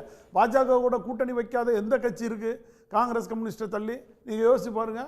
இல்லையே, எல்லா கட்சியுமே கூட்டணி வச்சிருக்காங்க, எல்லாருமே மந்திரி சபையில் இருந்திருக்காங்க. பாஜக இன்னைக்கு மத்தியில் ஆளுற கட்சியா இருக்கு. நாங்க ஏங்க அதில் போய் சண்டை போட்டுட்டு உட்கார்ந்துட்டு இருக்கோம்? இப்போ எங்கன்னா காங்கிரஸ் கூட கூட்டணி வைக்க போறோமா? இல்லையே. அப்போ அடுத்த இயக்கம் யார் கூட கூட்டணி வைக்கணும் மத்திய அரசுங்கிறதுனால அது அண்ணன் எடுக்கிற முடிவு. அதை கடந்து நம்ம அதாவது பாஜக சொல்றாங்கன்னா பாஜக நேரடியாக சுட்டி காட்டணும். அதுதான் இப்போ அம்மா கேட்ட மாதிரி மோடியா லேடியான்னு கேட்ட மாதிரி கேட்க சொல்லுங்க. மோடியா எடப்பாடியான்னு கேட்க வேண்டியதானே. ஆளுமை மிக்க தலைவராக இருந்தால் கேட்கறதுக்கு திராணி இருக்காது, தில்லு இருக்காது. ஆனால் அவரை பொறுத்த வரைக்கும் ஒரு தரங்கற்ற மனிதர்ங்கிறத இந்த அறிக்கை மூலமாக திரும்பி நிரூபிக்கிறார். முதல்ல திருமதி சசிகலா அம்மையார் அவர்களை சுட்டி காட்டும் போது இதே மாதிரி தான் சூரியனை பாட்டுன்னு சொன்னார். அப்போ தமிழ்நாடு மக்கள் எல்லாருமே எதிர்ப்பு தெரிவித்தாங்க. இவருக்கு வாழ்க்கை அளித்தவருங்க, ஒரு முதல்வர் பதவியை கொடுத்தவங்க, அவங்க அம்மா காலில் தவிழ்ந்து விழுந்தவர். அப்படிப்பட்ட பழனிசாமிக்கு ஒரு வாழ்க்கையை கொடுத்த திருமதி சசிகலா அம்மா அவர்களை பார்த்து சூரியனை பார்த்துன்னு சொன்னார். இன்னைக்கு துரோகி எனக்கு தெரிஞ்சு இல்ல சார், சமீபமா அந்த இணைப்புங்கிற பேச்சு அதிகமா போயிட்டு இருந்துச்சு. இல்ல எனக்கு தெரிஞ்சு அவரு அதுக்கு பிறகுதான் இப்படியான ஒரு அறிக்கை வந்திருக்கு. இல்ல சார், அதுதான் அப்ப அந்த இணைப்பு அப்படிங்கிறதுக்கு வந்து எனக்கு தெரிஞ்சு ஓனாயாக இல்ல, எனக்கு தெரிஞ்சு ஓனாயாக ஜெயக்குமாரை சொல்லியிருக்கணும், துரோகியாக முனுசாமியை சொல்லியிருக்கணும், கலையாக இவர் உதயகுமாரை சொல்லியிருக்கணும். அதுதான் அவங்க கூட்டணியை தானே அவங்க சொல்ல முடியும். அவங்க கூடால இருக்கிற ஆளை தானே சொல்ல முடியாது. துரோகி கலை சொல்லணும்னா துரோகி முனுசாமி ஏன்னு கேட்டா அடுத்தால அவர் வந்து கூட தானே சார் இருக்காரு. சார் அவர் வட்டம் போட்டு திட்டம் போட்டு தானே இருக்காரு. எடப்பாடி பழனிசாமியை கவுத்துறதுக்கு திட்டம் போட்டுட்டு இருக்காரு. ஓனாயா இருக்கிற ஜெயக்குமார் வந்து ராஜ்யசபை எம்பி கொடுக்கலன்னா கலைச்சிருவாரு. ஆர்பி உதயகுமார் நீங்கள் வந்து ஓபிஎஸ் அவர் கூட கூட்டணி சேர்ந்தீங்கன்னா நான் பிளந்துருவேன்னு சொல்லிட்டு அவர் நிற்கிறாரு. இந்த 3 பேரை தான் அவர் சுட்டி காட்டுறாருன்னு நான் நினைக்கிறேன். ஏன்னா அதுதான் அவங்களுக்குள்ள உள்ள ஆளை தான் நம்ம சொல்ல முடியும். ஏன்னா முனுசாமி கையில் பெரும்பான்மையான ஆட்கள் இருக்காங்க. அவர் வந்து கட்சியை உடைக்கிறதுக்கு ரொம்ப இதாக இருக்காருன்னு அண்ணன் பொன்னேனே ஒரு வார்த்தை சொல்லியிருக்காரு. நீங்கள் வேணால் என்கிட்டே சொல்லியிருக்காரு. அதுக்குள்ள இதெல்லாமே இருக்குது, ஆதாரங்கள்லாம் இருக்குது. முனுசாமி கூட நாளைக்கு கட்சி அபகரிக்கிற சூழ்நிலையில் இருப்பாருன்னு. அதனால துரோகியா முனுசாமி நினைக்கலாம், ஓனாயா அனுதினமும் குலைச்சிட்டு இருக்கிற ஜெயக்குமாரை நினைக்கலாம், இவரா உதயகுமாரோடைய நம்மளை அழிச்சிடுவாருன்னு அந்த கலையை பிடுங்கிறதுக்காக உதயகுமாரை நினைக்கலாம். நீங்கள் அப்படி தான் நான் நினைக்கிறேன். ஆனால் இருந்தாலும் ஒரு தரங்கற்ற மனிதருடைய வார்த்தைகள் சக்கரவர்த்தி திருமகளில் புரட்சி தலைவரும் என்எஸ் கிருஷ்ணனும் பாடும்போது சொல்லுவாங்களா, சில தரங்கற்ற மனிதர்களின் வார்த்தைகளினால, அதுபோல் இது வந்து தரங்கட்ட மனிதர்களுடைய வார்த்தைகள்னு சொல்லி கடந்து போகிறது தான் சார் உத்தமம். அன்றைக்கி தமிழ்நாட்டு மக்கள் எந்த ஜென்மத்திலையும் எடப்பாடி பழனிசாமிக்கு ஓட்டு போட மாட்டாங்க. இருக்கிற 66 சீட்டு இப்போ கிடைச்சிச்சுன்னா அப்புறம் ஏன் இல்ல அப்புறம் ஏன் வந்து எடப்பாடி பழனிசாமி கூட போய் அந்த அணியை இணைச்சிடணும்? எப்படியாவது நாங்கள் இணைக்கணும்னு நினைக்கலையா? இல்லை, அந்த எண்ணத்தில் தான் இருக்கீங்க. நாங்கள் இணைக்கணும். கட்சியில் இருக்கிற தொண்டர்களை பிரித்து வச்சு பழகாதப்பா. ஒரு தோல்வியே கொடுத்து பழக்காத. நீ 10 தோல்வி பழனிசாமி ஆகிட்ட, நீ திருந்து ஒரு மனமாற்றத்தை உருவாக்கு. தொண்டர்களை எடப்பாடி பழனிசாமி தலைமையில் அண்ணன் முதலமைச்சராக உட்கார வச்சு நாங்கள் ஓட்டு கேட்டு 2026 போகணும்னு நினைக்கிறீங்க? இல்லை எடப்பாடி பழனிசாமி தான் பொதுச் செயலாளர்னு சொல்லி நாங்கள் போய் உட்கார்ந்துட்டு இருக்கணும்னு அண்ணன் நினச்சிட்டு இருக்கிறோம். அதெல்லாம் இல்லை. நீ கலந்து ஆலோசி முடிவெடு பார்ப்போம்னா நாங்கள் சொல்கிறோம். இவருக்கு முதல்வர் பதவி மேலே ஆசை சார். சாதா ஒரு வட்ட செயலாளரே விட்டு கொடுக்காதவர், முதல்வராக இருக்கும்போது சேலம் புறநகர் மாவட்ட செயலாளராக இருந்து சரித்திரம் படைச்சவர். அவர் எப்படி சார் இனிமேல் இந்த மாதிரிலாம் விட்டு கொடுப்பார்? அப்போ அவரோட கீழ்த்தரமான புத்தி தானே சார் வரும். நீங்கள் ஒரு தமிழக முதல்வராக உட்கார்ந்து இருந்து அரியணையில் இருந்துக்கிட்டு சேலம் புறநகர் மாவட்ட செயலாளரை விட்டு கொடுக்காத ஒரு மனிதர் எடப்பாடி பழனிசாமி. அவருடைய கோணாதிசயத்தை நம்ம அப்பவே புரிஞ்சுக்கிட வேண்டியதானே. இவ்வளோ தானே. தன்னுடைய சக ஒருத்தருக்கு விட்டு கொடுக்கலாம்ல. எந்த பதவியும் விட்டு கொடுக்க மாட்டார். அவருடைய கிளை செயலாளரையும் சிலுவம்பாளையத்தில் இருக்க கிளை செயலாளர் பதவியும் விட்டு கொடுக்க மாட்டார், ஒன்றிய செயலாளரையும் விட்டு கொடுக்க மாட்டார், மாவட்ட செயலாளரும் கொடுக்க மாட்டார், தலைமை நிலைய செயலாளர் பதவியும் கொடுக்க மாட்டார். சரி, டிடிவி ஆதரவாளர்கிட்ட கேட்டுருவோம். அவர் முருகானந்திட்ட நீங்கள் என்ன நினைக்கிறீங்க இந்த ஓனாய் கதையை பற்றி? அதாவது ஒரு அருமையான இந்தியாவில் மிகப்பெரிய கட்சியாக, மூன்றாவது பெரிய கட்சியாக வைத்து விட்டு சென்றவர் மரியாதைக்குரிய ஜெயலலிதா அம்மையார். ஒரு மனிதநேயமிக்க கட்சியை ஆட்டு மந்தை கூட்டமாக ஆக்கி கொண்டிருக்கிறார் எடப்பாடி. ஒரு அறிக்கை என்பது முரசொலியில் திராவிட இயக்க தலைவர்களெல்லாம் எழுதுவார்கள், அறிஞர் அண்ணா, கலைஞர் அவர்கள். அப்படிப்பட்ட ஒரு இரண்டு பெரிய கட்சிகள் திமுக, அதிமுக. இந்த அதிமுக ஒரு பெரிய கட்சியில் முன்னாள் முதலமைச்சராக இருந்து ஆட்டு மந்தை, ஓனாய், களை எடுப்பு இப்படியெல்லாம் அநாகரிகமாக சொல்லி வருவது அரசியல் நாகரிகமற்ற செயல் என்று மரியாதைக்குரிய ஐயநாதன் அவர்கள் சொல்லிவிட்டார். இங்கே பார்க்கிற பொழுது ஒரு எடுத்துக்காட்டு தானே. இல்லை, இப்பொழுது அதை சொல்ல வேண்டிய அவசியம் இல்லை. இவர் யாரை சொல்லுகிறார்? ஓப்பனாக சொல்ல வேண்டியதானே. பாரதிய ஜனதா கட்சி அல்லது திரு ஓபிஎஸ், திரு டிடிவி, திரு சசிகலா அம்மையார் என்று சொல்ல வேண்டியதானே. இவர் சொல்லுகிற அனைத்து ஓநாய்களோடும் பயணித்தவர் தான், அனைத்து கலைசெலிகளோடும் பயணித்தவர்கள் தான். இதே டிடிவி தினகரன் அவர்களுக்கு தொப்பி சின்னத்துக்கு வாக்கு கேட்டவர் தானே எடப்பாடி பழனிசாமி. அப்பொழுது எங்கே கலைசெடி சென்றது? இதே கூவத்தூரில் காலில் விழுந்தவர் தானே எடப்பாடி பழனிசாமி. அதே இந்த ஆட்சி கவிழ்ந்து விடும் என்று திரு ஓபிஎஸ் அவர்களுடைய ஆதரவு கேட்டு பயணித்தவர் தானே பழனிசாமி. ஆகவே புரட்சித் தலைவர் எம்ஜிஆர் அவர்கள் இருந்த பொழுது கூட எஸ்டிஎஸ் அவர்களெல்லாம் பிரிந்திருக்கிறார். புரட்சித் தலைவி அம்மா ஜெயலலிதா இருந்த பொழுது கூட நால்வர் அணி என்று பிரிந்திருக்கிறது. பிறகு அதுவெல்லாம் ஒன்றாகி வெற்றி கிடைத்தது. தற்போது உள்ள சூழ்நிலையில் ஒருங்கிணைந்த அதிமுக, பிரிவினை இல்லாத அதிமுக, ஜெயலலிதா அம்மையார் அவர்கள் மறைந்த பொழுது எப்படி இருந்ததோ அந்த தலைமையில்தான் செயல்பட வேண்டும். இவர்களெல்லாம் ஒரே நேர்கோட்டு பாதையில் ஒரே இயக்கத்தில் தான் பயணித்தவர்கள் சார் அவரோட அறிக்கை காட்டுது. அவர் ஏதோ இப்பொழுது இந்த வழக்குகள் எல்லாம் பின்னணி வருகிறது, ஏதாவது தலைமை மாறிவிடுமோ, ஏதோ கொந்தளிப்பு, அவர் இணைப்பில் தன்னுடைய பதவி, பொதுச் செயலாளர் பதவி இரட்டை இலை பறி போய்விடுமோ என்ற சூழ்நிலையில் தான் அவர் கொந்தளித்து தான் அறிக்கை விடுகிறார். இப்பொழுது பலம் கணிந்து வருகிறது. ஒரு ஒருங்கிணைந்த அதிமுக உருவாகினால்தான் பாரதிய ஜனதா கட்சி, தேசிய முற்போக்கு திராவிட கழகம், அம்மா மக்கள் முன்னேற்ற கழகம், பாட்டாளி மக்கள் கட்சி, இப்படி ஒரு ஒருங்கிணைந்த கூட்டணி, ஒரு பலமான கூட்டணி, திமுக கூட்டணிக்கு நிகரான ஒரு கூட்டணி உருவாக முடியும். அதற்கு தடை போடுகிறார் திரு எடப்பாடி பழனிசாமி அவர்கள். அவருக்கு தான் மட்டும் இந்த பதவியில் இருந்தால் பொழுதும் என்று தற்காலிகத்துக்கு ஓட்டு கொண்டிருக்கிறார். இப்படி பயணித்தால் இவருடைய மகனுக்கும் இவருடைய பேரனுக்கு பிறகும் அதிமுக வெற்றி பெற முடியாது. 26 தேர்தலில் ஒருங்கிணைந்த அதிமுக இருந்தால்தான் ஒரு வெற்றி கனியை பறிக்க முடியும். இது தொண்டர்கள் விரும்புகிறார்கள், பொதுமக்கள் விரும்புகிறார்கள். காங்கிரசுக்கு திமுக கூட்டணிக்கு நிகரான ஒரு கூட்டணியை அமைக்க வேண்டும். அது ஒருங்கிணைந்த அதிமுக. கருத்து வேறுபாடுகளை மறந்து ஓனா என்று சொல்ற கலை இதெல்லாம் தேவையற்ற செயல். ஒருங்கிணைந்த அதிமுக, பிரிவினை என்பது எல்லா கட்சிகளிலும் ஒன்று. ஒருங்கிணைந்த அதிமுக சேர்த்துக்கொண்டு ஒரு பயணத்தை, குடும்பத்தோட பிடியில திரும்ப கட்சி போயிடக்கூடாது அப்படிங்கிறது தானே அவங்களோட வாதமாவே இருந்துச்சு. முன்னாடி இருந்து ஆரம்பத்துல இருந்து அதான சொல்லிட்டு இருக்காங்க. அப்படியெல்லாம் ஒரு குடும்பத்துக்கு பின்னணியில் இருந்து செயல்பட்டதாக சரித்திரம் கிடையாது. அவர்கள் புரட்சித் தலைவர் அம்மா அவர்களுக்கு நம்பிக்கையானவர்கள். இன்னைக்கு நீங்க என்ன பேசினாலும் அதை அதான நிஜம். அப்படி பொய்யாக பிரச்சாரம் செய்யப்படுகிறது. அம்மா அவர்களுக்கு நம்பிக்கையான குடும்பம். மரியாதைக்குரிய சசிகலா அம்மையார் குடும்பம் அவர்களுக்கு புரட்சித் தலைவர் அம்மா அவர்களுக்கு விசுவாசமானவர்கள். அதனால தான் ஆதார் கார்டு அந்த ரேஷன் கார்டில் பேர் இருக்கிறது. ஒரே வீட்டில் குடி வைத்திருக்கிறார் என்றால் எந்த அளவுக்கு நம்பிக்கை வைத்திருப்பார். அதாவது மரியாதைக்குரிய சசிகலா அம்மையார் அவர்கள் நம்பிக்கையானவர் ஜெயலலிதா அம்மையார் அவர்களுக்கு. அதனால தான் அந்த குடும்பம் அவரை பாதுகாத்ததுங்க. ஜெயலலிதா அம்மையார் அவர்கள் அரசியலே வேண்டாம் என்று பெங்களூர் சென்ற பொழுது மன்னார்குடியிலிருந்து வந்து பாதுகாத்த குடும்பம் அந்த குடும்பம். இதெல்லாம் மறந்துவிட முடியாது. அந்த கருப்பு பூனைப்படையெல்லாம் மன்னார்குடியிலிருந்து வந்தவர்கள் தான். இப்பொழுது மரியாதைக்குரிய அந்த கருப்பு பூனைப்படையை சேர்ந்தவர்கள் பலர் மன்னார்குடியில் இருக்கிறார்கள். அவர்கள் தான் பாதுகாத்தார்கள். சரி சரி ஐயநாதன் சார், ஒருங்கிணைந்த அதிமுக வந்தாதான் தமிழ்நாட்டுக்கு நல்லது அப்படிங்கிற ஒரு பார்வையை அவர் முன்வைக்கிறாரு. முதல்ல இவங்களை எப்படி எடப்பாடி ஏற்றுக்குவாருன்னு நம்ம எதிர்பார்க்க முடியும்? இல்லை, அதுதான் அவங்களுக்கு இருக்கக்கூடிய மிகப்பெரிய ஒரு சிக்கல். அதாவது பாஜக வெளியில் இருந்துட்டு அதிமுகவை உடைச்சது அப்படின்ட்டு ஒருத்தராவது சொல்கிறாங்களா பாருங்கள். இன்றைக்கி தான் திரு பெங்களூர் மணிகண்டன் வந்துட்டு இதுக்கு பின்னாடி பொங்கலூர் மணிகண்டன் பெங்களூரில் சாரி பொங்கலூர் மணிகண்டன் தம்பி அவர் சொன்னார், ரொம்ப தெளிவாக அவர் சொன்னார், இந்த மாதிரி ஒரு விளக்கம் அஇஅதிமுகவினுடைய அந்த அலுவல் ரீதியான பேச்சாளர்கிட்டே வராது பண்ணிங்க. சரி, எல்லாரும் அவர் சொல்கிறாரு இப்போ வந்துட்டு ஓபிஎஸ்லாம் அவங்களோட சேர்ந்து தான் பண்ணார், அப்புறம் அவர் இவரோட ஆலோசனையின்படி தான் அவர் செஞ்சார், தர்மயுத்தலாம் நடத்தினார் அப்படின்ட்டு. எதுக்காக சசிகலா அவர் 2 பேரும் ஒன்றா சேர்த்து தூக்குனீங்க?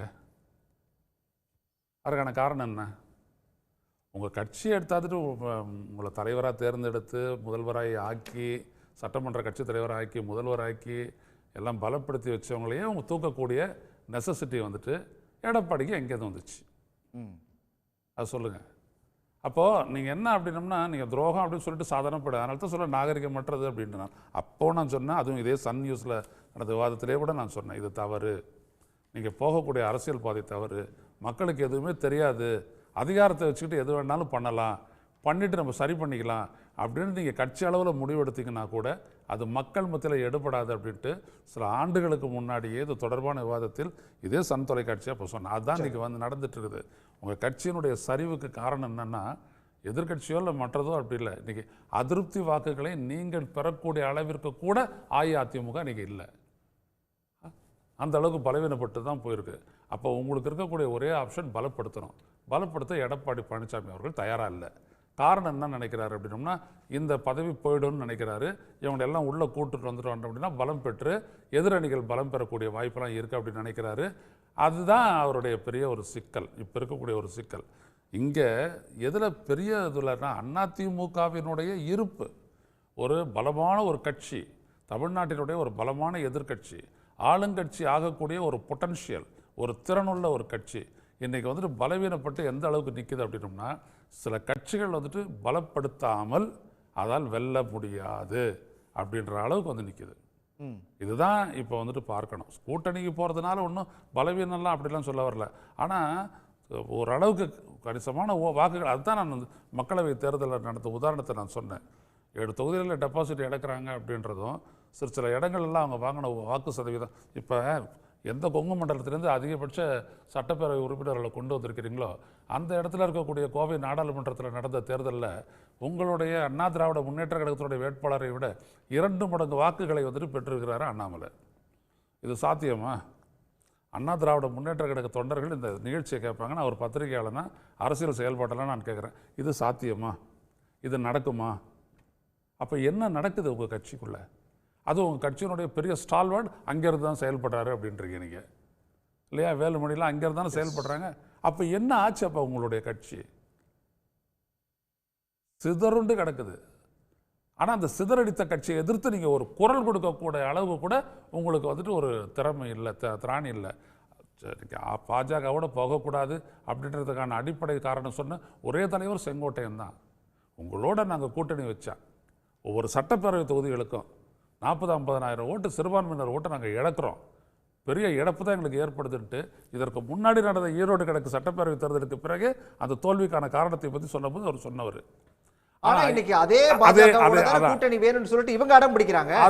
அதே செங்கோட்டையனும் அதே வேலுமணியும் தங்கமணியும் இன்னும் மற்ற மேலும் ஒரு 3 பேர் சேர்ந்து வந்துட்டு பிஜேபியோட போவோன்னு சொல்லக்கூடிய அளவுக்கு போகுது அப்படின்னோம்னா, அஇஅதிமுகக்குள்ளேருந்து பிஜேபியோட கூட்டணி போனால் தான் நம்ம சர்வே பண்ணுவோம் அப்படின்னு சொல்லக்கூடிய அளவுக்கு ஆச்சுன்னா, இந்த கட்சி யாருடைய செல்வாக்குக்கு உட்பட்டு இயங்குது. இல்ல எடப்பாடி மாற்று பழனிசாமி கருத்துக்கள் இருக்கலாம், ஒரு கட்சிக்குள்ள மாற்று கருத்துக்கள் இருக்கலாம். ஆனா எடப்பாடி உறுதியா தான் இருக்காரு. எடப்பாடியோட ஸ்டாண்ட் என்ன மாறல. சரிங்க, அவருடைய நிலைப்பாடு வந்துட்டு பிஜேபியோட போகக்கூடாதுன்றதுல உறுதியா இருக்கிறாரு அப்படின்னோம்னா, ஐயா மதுக்கூர் ராமலிங்கம் அவர்கள் தோழர் சொன்ன மாதிரியும் சரிதான், அது ரைட்டு. ஆனா இவங்களெல்லாம் இணைச்சிக்கிட்டா தானே நீங்க வந்துட்டு பலமா நிக்க முடியும்.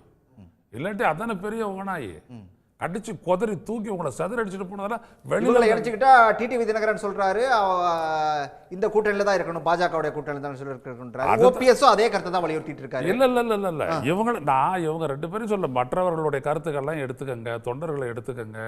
முதல்ல இதை வந்துட்டு அடிப்படையிலேயே பாஜகவுடன் அஇஅதிமுக கூட்டணி சேருவது என்பது ஒரு கொள்கை முரண். கடந்த காலத்தில் நடந்திருந்தாலும் அது நடந்ததாக இருக்கட்டும், இதற்கு மேல் நடக்கக்கூடாது அப்படின்னு ஒரு தீர்மானம் போட்டுட்டு முடிச்சிடலாம் அந்த கதையை. அது ஒன்றும் இல்லை. ஆனால் நீங்கள் மற்றவர்களை இணைத்துத்தான் பயணிக்க வேண்டும், அது ரொம்ப முக்கியம். உள்ள வரட்டும், இவங்க உள்ள வந்துட்டோன்னா கட்சியினுடைய தொண்டர்கள்கிட்ட கேட்டு அதை அந்த இதை செய்யுங்க, முடிவெடுக்க. நீங்கள் அதை செய்யாத நீங்கள் யூனிலேட்டர்லாம் எடுத்துக்கிட்டு நீங்கள் ஒரு முடிவு எடுத்துக்கிட்டு நீங்கள் வேற ஒரு கூட்டணியை ஒன்று வச்சுக்கிட்டு மறுபடியும் உங்களுடைய தலைமையை தக்க வைக்கணுன்றதுக்காக ஒரு கட்சியை பலவீனத்திலேயே வச்சுக்கிட்டு இருக்கிறது அப்படின்றது எவ்வாறு சரியாகும்? அதான் கேள்வி. புரியுதுங்களா? இப்போ சசிகலா சொல்கிறாங்க எல்லாரும் இணைவோம், முதல்ல ஒரு பலமாக ஆகும் அப்படின்னு சொல்கிறாங்களே, அதையும் நீங்கள் ஏற்கலை. அதை சொல்லுங்கள், அதையும் நீங்கள் ஏற்கலை. இல்லை, அதுக்கு தான் சார் ஒரே வரியில் அவங்க முதல் சொன்னாங்களே சார், ஒரு குடும்பத்தோட பிடியில் போகிறதுக்கு திரும்ப நாங்கள் விரும்பலை அப்படிங்கிறத அவங்க சொன்ன இந்த குரல் ஜெயலலிதா இருக்கும்போது நீங்கள் எழுப்பியிருக்கணும். ஜெயலலிதா இருக்கும்போது ஐயநாதன் சார், உங்களுக்கு தெரியாத சட்டம் ஒன்றும் இல்லை. ஜெயலலிதா இருக்கும்போது அப்படியான ஒரு குரலை யாராவது கொடுக்க முடியுமா? அண்ணா திராவிட முன்னேற்ற கழகத்தினுடைய நிகழ்வுகளில், நியமனங்களில் சசிகலாவினுடைய குரல் திருமதி சசிகலா நடராஜனுடைய குரல் எந்த அளவுக்கு இருந்தது அப்படின்றது தெரியாத அஇஅதிமுகவினரே இருக்க முடியாது. அப்போ உடஞ்சிட்ட உடனேயும் அந்த கட்சியை தூக்கி நிறுத்துறதுக்கு எல்லாரும் போய் நின்னதையும் தமிழ்நாடு மறந்துருக்காது. அதுக்கப்புறம் இந்த ஆட்சியை அமைக்கிறதுல எல்லாரையும் கூட்டிட்டு போயிட்டு ஒரு விடுதலை பிறகு இன்னொரு ஜெயலலிதாவா தன்னை நினைச்சுக்கிட்டு சசிகலா மாறினதையும் நாம பார்த்தோம். ரைட்டு, இவங்களே மாறும்போது அவங்க மாற மாட்டாங்களா? பதவி ஆசை யாரு விட்டது, அது வேற. நான் என்ன சொல்ல வரேன்னா, உங்களுக்குள்ள இருந்த போது உங்க கட்சியை காப்பாற்றுறதுல மேற்கொண்ட முயற்சிகளில் உங்களை விட அவங்க முன்னாடி நின்னாங்களா இல்லையா? முன்னாடி நின்னதுனால தானே நீங்கள் முதல்வர் ஆனீங்க. இதை மறக்க முடியுமா, மறுக்க முடியுமா? ஆனால் அவரே ஏன் தூக்கி போட்டீங்க? யார் சொல்லி தூக்கி போட்டீங்க? அதிமுகக்குள்ள அவங்களுக்கு என்ன பிரச்சனையாச்சு சொல்லுங்க. அப்போது இவ்வளவு கேள்விகளும் இருக்கும் நீங்கள் திருப்பி பார்த்தீங்க அப்படின்னோம்னா. எனவே இப்போ இருக்கக்கூடிய விடயம் என்ன, இணைச்சிக்கங்க. இணைச்சி போகிறதுனா போங்க, இல்லாட்டி அதிமுக கொஞ்சம் கொஞ்சமாக பலவீனப்பட்டு அது மிகப்பெரிய அளவிற்கு பின்னுக்கு தள்ளப்படும். ரைட்டு. மணிகண்டன், பாஜக வேண்டான்னு சொல்லி அவங்கள விட்டுறலாம், ஆனால் பிரிஞ்சு அவங்கள சேர்த்தா மட்டும்தான் கட்சி கரையேறும் அப்படின்றாரு ஐயநாதன். என்ன நினைக்கிறீங்க நீங்கள்? இல்லை, எனக்கு தெரிஞ்ச ஐயநாதன் அவர்களே அதிமுக பொதுச்செயலாளர் நல்லதுங்க. ஏன்னா அவரே ஆகினா நிறைய ஆலோசனை விஜய் கொடுத்தாரு, சீமானுக்கு கொடுத்தாரு, அது மாதிரி எடப்பாடியாருக்கு அவரே கொடுத்தா நல்லா இருக்கு. ஏன்னா அதுதான் நல்லது நினைக்கிறேன் நான். அவர் ஆலோசனை எல்லாமே கேட்பான்னு நினைக்கிறேன். ஏன்னா சசிகலா அம்மையாரை வெளியேற்ற வேண்டும் என்று தீர்க்கமாக முடிவெடுத்தது யாருங்க? ஓ பன்னீர்செல்வம். பிஜேபி ஏன் பேசுறீங்க? ஓபிஎஸ் தான் ஒரு நிபந்தனையை விதித்து கட்சியில் சேர்ந்தாரு இல்லைங்களா? அப்போ அந்த குடும்பத்தால் தான் அதிமுக 30 ஆண்டு காலமாக சீரழிந்தது என்று ஒவ்வொரு முன்னாள் அமைச்சரும் வெளியே போனாங்க இல்லைங்களா? இப்போ ஆயிரக்கணக்கான கோடி சொத்து, அதே மாதிரி ஆயிரக்கணக்கான ஏக்கர் நிலம் இன்றைக்கும் சசிகலா எப்படி வந்தது? உழைச்சமாச்சாங்களா? எங்கிட்டு வந்தாங்க?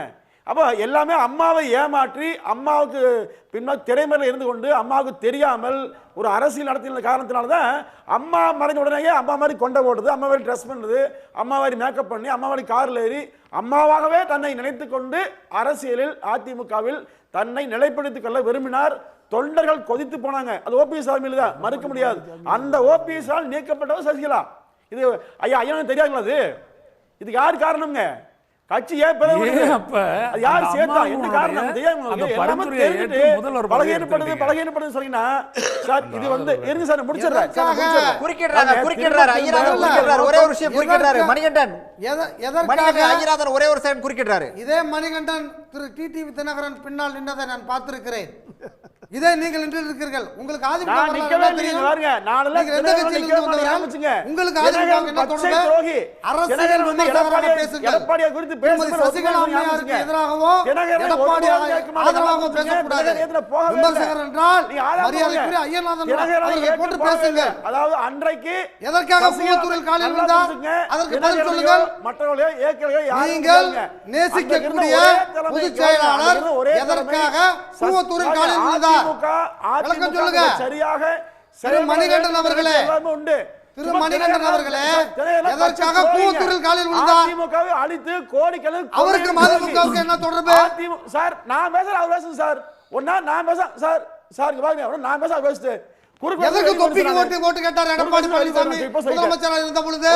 வேற ஒரு கேள்வி கேக்குறாரு. அந்த துரோகிப்பு வேண்டாம் போ.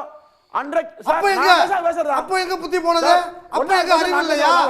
சுய புத்தி இல்லையா? நான் வெளிவரல சார், நான் வெளிவரல. அரசியல் விமர்சனம் பேசுங்கள். பேசாம போல திரு நாஞ்சில் கோலப்பன் ஓபிஎஸ் ஆதரவுக்கு பேசுகிறார். நான் திரு டிடி தினகரன் ஆதரவுக்கு பேசுகிறேன். நீங்கள் அரசியல் விமர்சனம் என்றால் நடுநிலையாக பேச கற்றுக்கொள்ளுங்கள். மாதத்திற்கு தனிப்பட்ட தாக்குதல் வேண்டாம். ரெண்டு பேரும் ப்ளீஸ் நாகரிகமாக பேசுங்கள். ஏன் சார் போட்டோனே யார் சொன்னா? போட்டோனே எதற்காக அவர்கள் காலில் வந்தீர்கள்? கோடிக்கணக்கில் கொள்ளை அடிச்ச துரோகி அம்மாவை பெயரை பயன்படுத்தி மணிகண்டன் தனிப்பட்ட தாக்குதல் வேண்டாம். தனிப்பட்ட தாக்குதல் வேண்டாம். இது எடப்பாடி அமைத்து கொடுத்த மேடை அல்ல. இது பெருமுட பிரச்சார கூட்டம் அல்ல.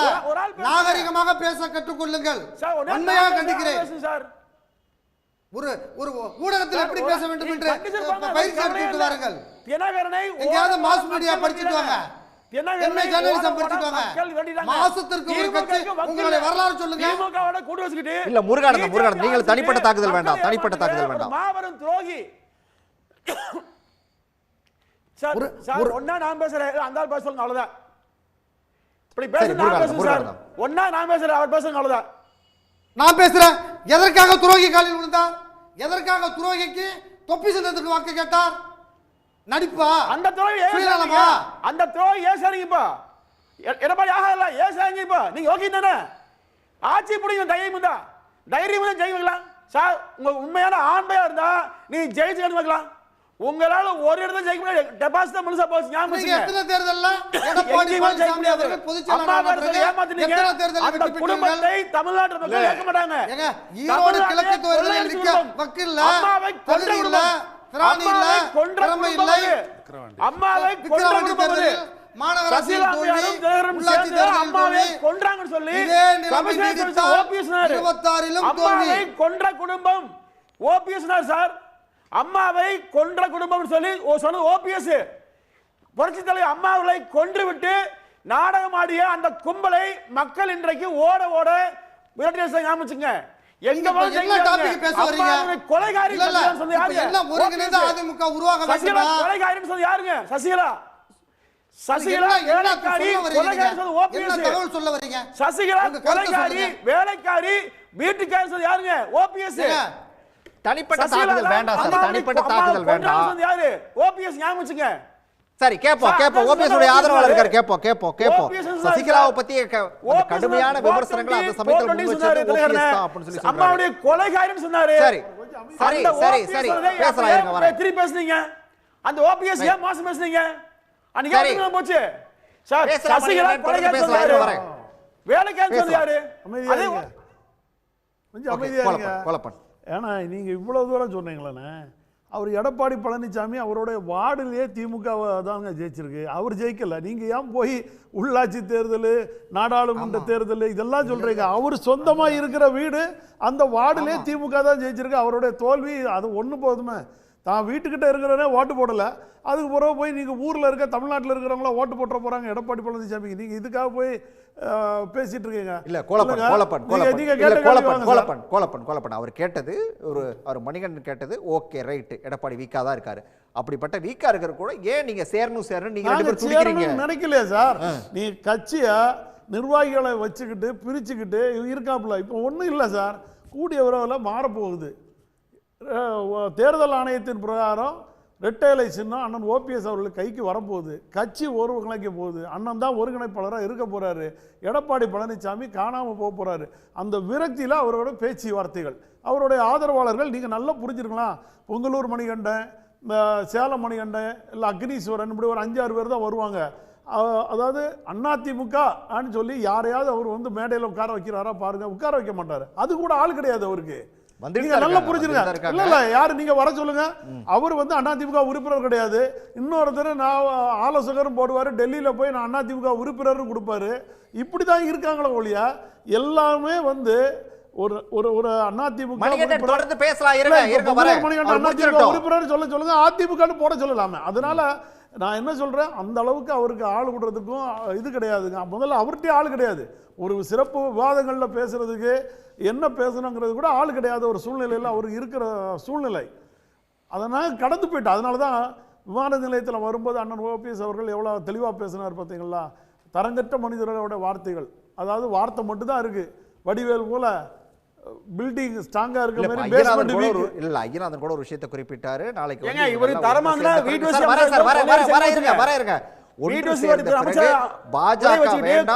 முடிவை எடுக்கிறதுக்கு அவங்க எடுத்துட்டாங்கன்னா ஓகே அப்படின்னாரு. அப்படியே ஒரு முடிவு எடுக்கும் போது ஓபிஎஸ் ஒத்துக்குவாரா சார்? நாங்க வந்து முதல்ல கட்சி இணைஞ்சுக்கணும் சார். கட்சி எல்லாம் ஒருங்கிணைஞ்சு எல்லாருமே அம்மா காலத்துக்கு பிறகு எப்படி இருந்தாங்களோ அது மாதிரி ஒருங்கிணைஞ்சா பாஜக நாங்க கொடுக்குற 10 சீட்டை 15 சீட்டை வாங்கிட்டு போறாங்க சார்.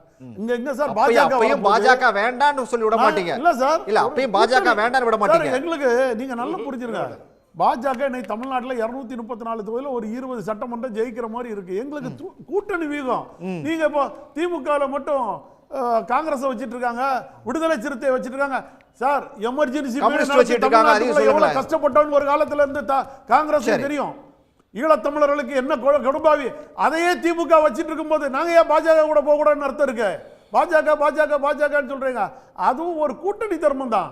கூட்டணி முடிஞ்சா கலத்தி விட்டுட்டு போறோம். தேசிய கட்சி இன்னைக்கு இருக்கிற 2 தேசிய கட்சி, அன்னைக்கு காங்கிரஸும் ஜனதா தளமும் இருந்தது சார். புரட்சி தலைவர் எம்ஜிஆர் 2 வருடம் மாறி மாறி வச்சிருக்காரு. சரி, மிக முக்கியமான ஒரு பார்வை. மதுக்கூர் ராமலிங்கத்திட்ட கேட்கறதுக்கு முன்னாடி இதுக்கு இந்த விவாதம் தொடர்பாக நேயர்கள் முன்னாடி ஒரு கேள்வியை முன் வச்சிருந்தோம். என்ன பதில் சொல்லியிருக்காங்கன்னு பார்த்துட்டு அவர்கிட்ட போறேன்.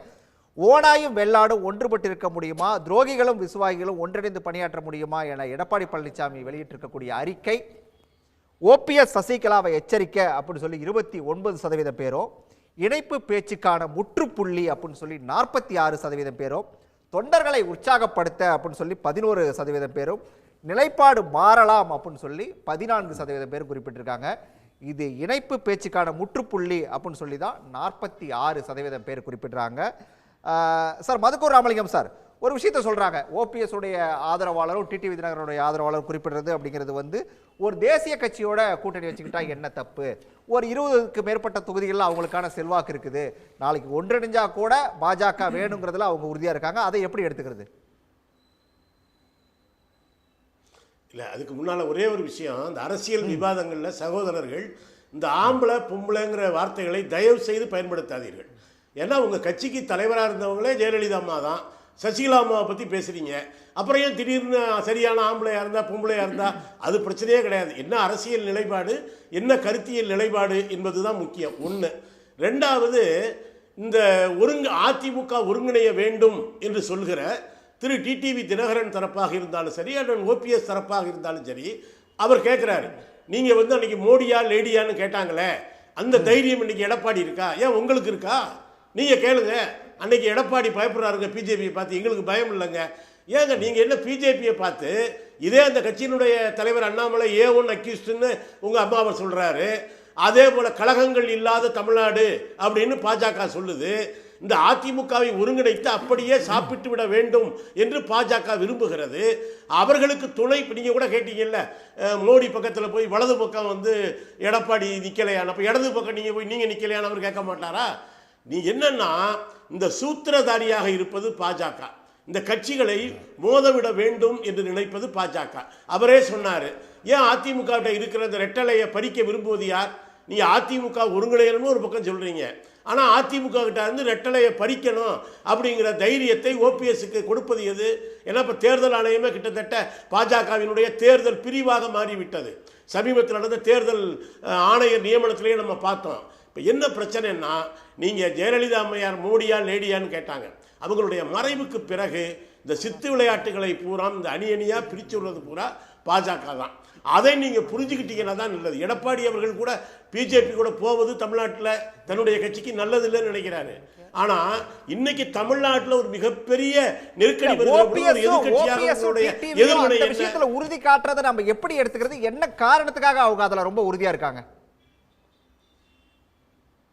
அது பாஜகவுக்காக அதிமுகவை ஒன்றுபட்டு பாஜகவிடம் ஒப்படைப்பதற்கான கரசேவை செய்வது தான் திரு டிடிவி ஓபிஎஸ்ஸினுடைய நோக்கமாக இருக்கிறது.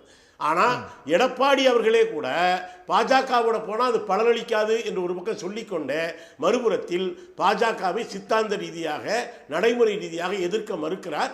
இதில் ஐயநாதன் அவர்கள் கூட சொன்னாங்க, நீங்கள் ஏன் இணைய மறுக்கிறீங்க? அவங்க ஒருங்கிணைய வேண்டும் என்று விரும்புவதே பாஜகவோட கூட்டணி வச்சிங்கன்னா பாஜக எப்படி பல மாநிலங்களில் எத்தனை கட்சியை மகாராஷ்டிராவோடவா இன்னைக்கு சிவசேனை நிலைமை என்ன? பல மாநிலங்களில் பல கூட்டணி சேர்ந்த கட்சிகளை அழிப்பது என்பதை ஒரு கொள்கையாகவே வைத்திருக்கிறது பாஜக. எப்படியாவது தமிழ்நாட்டில் இவர்கள் இந்த திராவிட அப்படின்னு இவங்க சொல்கிறாங்களே, நாங்களும் எல்லாருமே தானே சொல்கிறாங்க, அதை பின்னுக்கு தள்ளிவிட்டு ஒரு மூர்க்கத்தனமாக அதை புகுத்த நினைக்கிறார்கள். அதற்கு யார் துணை போனாலும் அது அதிமுகவினுடைய கொள்கை நிலைப்பாடுகளுக்கு.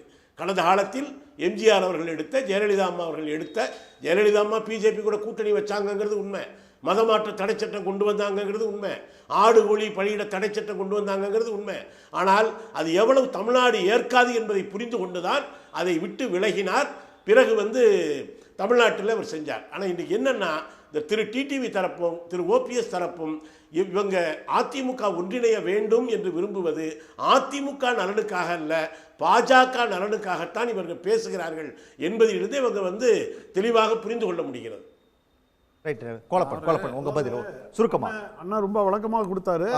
களியக்காவலாகி அந்த பக்கம் இருக்கிற காங்கிரஸ் கூடயே ஒட்டில்ல உறவு இல்லாமல் செயல்படுறக்கூடிய கம்யூனிஸ்ட் விளக்கம் சொல்லும் போதே நாங்களே பார்த்து சிரிக்க வேண்டிய ஒரு சூழ்நிலைக்கு உள்ளது.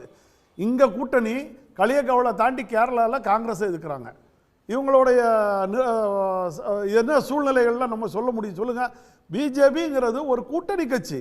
கூட்டணி களத்தில் நிற்கிறதுக்காக ஒரு போர்க்களத்தில் இறங்கும் பொழுது நம்ம ஒரு படை சேர்க்கறதுக்காக தான் நம்ம சேர்க்கிறோம். இதுவரைக்கும் கம்யூனிஸ்ட் தமிழ்நாட்டு ஆளவே இல்லாம ஒரு சூழ்நிலையில ஓட்டு வங்கி என்னன்னு தெரிஞ்சோம். நீங்க மக்கள் நல்ல கூட்டணியில போய் உட்கார்ந்து இருந்து கழக தலைவரை எவ்வளவு எல்லாம் வசப்படுறீங்க அதை எடுத்து சொல்லட்டுமா? அண்ணன் வைகோ கூட சேர்ந்து இந்த தாக்குதல் வேண்டாம், இந்த தாக்குதல் நம்ம ஒண்ணு பேச முடியாது. நீங்க எடப்பாடிக்கு மதுக்கூர் ராமலிங்கம் என்ன காலத்தில் பேசலாம். டிடிவி மட்டும் பாரதிய ஜனதாக்கு அடவைக்கல.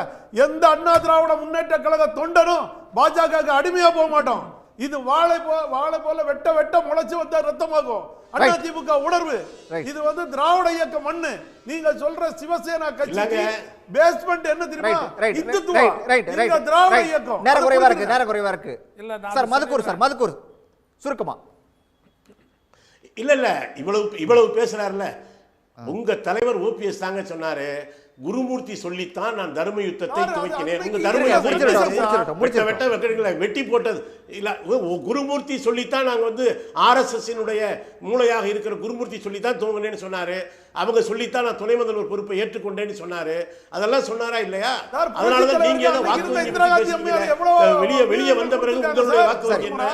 நீங்க என்னன்னா அதிமுக கிட்ட இருந்த ரெட்டலையை பறிக்க விரும்புறீங்க. நீங்க பாஜகவுக்கு துணை போக விரும்புறீங்க. சும்மா வசனம் பேசி மட்டும் பிரயோஜனம் இல்ல. அந்த ரெட்டலை எப்படியாவது பறிக்கலாம் அப்படின்னு நினைக்கிறீங்க. அதுதான் இப்ப இருக்கிற பிரச்சனை. நானும் தொடர் மதுக்கூர் ராமலிங்கமும் கோலப்பனும் இவரும் புரிஞ்சுக்கணும், மணிகண்டன் தம்பியும் புரிஞ்சுக்கணும். எங்களுக்கு ஒரு பப்ளிக் பர்பஸ் இருக்குது. தமிழ்நாட்டு நலன் சார்ந்த ஒரு பப்ளிக் பர்பஸ் இருக்கிறதுனால தான் திருவேங்கடம் கூட்டம்னு நாங்கள் வர்றோம். இல்லை அப்படின்னோம்னா எங்களுக்கு ஒன்றும் அதிமுக ஒன்றிணைச்சு ஜெயிச்சிட முடியும் அப்படின்ற அளவுக்கு எங்களுக்கு ஒன்றும் நம்பிக்கைலாம் கிடையாது. ஆனால் அந்த தமிழ்நாட்டினுடைய நலனில் செல்வி ஜெயலலிதா காட்டிய அக்கறை, தமிழ் இன நலனில் காட்டிய அக்கறை, மாநில உரிமைகளில் புரட்சித் தலைவர் எம்ஜிஆர் ஆகட்டும் செல்வி ஜெயலலிதா ஆகட்டும் அவர்கள் காட்டிய அக்கறை, இதெல்லாம் தான் நாங்கள் இங்கே ஒரு முந்துதலாக வச்சுட்டு பேசுகிறோம். ரைட்டுங்களா? நான் தொடர் நாஞ்சில் கோலப்பனுக்கு மட்டும் ஒன்று சொல்கிறேன். மார்க்சிய கட்சிகள் வந்துட்டு மாநிலத்துக்கு மாநிலம் நிலைப்பாடுகள் வேற. ஆனால் இன்னைக்கு நம்ம இந்தியாவில் நம்ம அடைஞ்சிட்டு இருக்கக்கூடிய பல்வேறுபட்ட மனித உரிமைகள் தொடர்பான சட்டங்களை மூலமாக நின்று போராடி பெற்றுத்தந்த கட்சிகள் மார்க்சிய கூட்டணி என்பதை நீங்கள் மறந்துடாதீங்க. இன்னைக்கு அது பலவீனப்பட்டதுனால தான் இன்னைக்கு பத்திரிகையாளர்களாக நாங்கள் நெருக்கப்படுகின்றோம். ஒன்று. ரெண்டாவது விஷயம் நான் என்ன சொல்ல வரேன் அப்படின்னோம்னா, தோழர் மணிகண்டனுக்கு நான் தம்பி மணிகண்டனுக்கு நான் சொல்ல வரேன், ஆலோசனை இல்லை. எங்களுடைய விருப்பமே அதிமுக ஒரு பலம் வாய்ந்த கட்சியாக இங்கே இருக்கணும். ஏன்னா உங்களை அழித்துட்டு அந்த இடத்த கபலீகரம் பண்ணுறதுக்கு பாஜக முயற்சிக்குது. இதற்கு எதிரான வாதம் தான் நானும் தோழர் மதுக்கும் ராமலிங்கமும் பேசுவது. தயவு செய்து நாங்கள் உங்களுக்கு ஆலோசனை சொல்ல வரவில்லை, வரல. ஏன்னா இது அதிமுக நல்லா தெரியுங்க, நீங்க சொல்லிதான் நீங்க ஒரு தனி அரசியலை முன்னெடுக்கிறீங்க. நீங்க அதிமுக இந்த மாதிரி சொல்லி எல்லாம் நீங்க உங்களுடைய கருத்து அதே அதிமுக தொடர் மத்தியில் போட்டோம், எங்களுடைய கருத்தும் போட்டோம். நாங்க வந்துட்டு சொல்லக்கூடியது என்ன அப்படின்னோம்னா, தமிழ்நாட்டினுடைய நலனை காப்பாற்றக்கூடிய ஒரு கட்சியாக, பலம் வாய்ந்த சக்தியாக அதிமுக வரவில்லை என்றால் அந்த இடத்தை நிரப்பக்கூடிய ஒரு ஆற்றலை மதவாத சக்தி பெற்றிருக்கிறது என்பதனால் தான் நாங்கள் எதிர்த்து பேசிட்டு இருக்கிறோம். இதுக்கு மேல உங்க இஷ்டம். நன்றி. விவாதத்தில் பங்கேற்ற அனைவருக்கும் நன்றி. மீண்டும் ஒரு நிகழ்ச்சியில் சந்திக்கலாம் நேயர்களே. நன்றி, வணக்கம். உடனுக்குடன் செய்திகளை தெரிந்து கொள்ள சன் நியூஸ் பெல் ஐகானை கிளிக் பண்ணுங்க.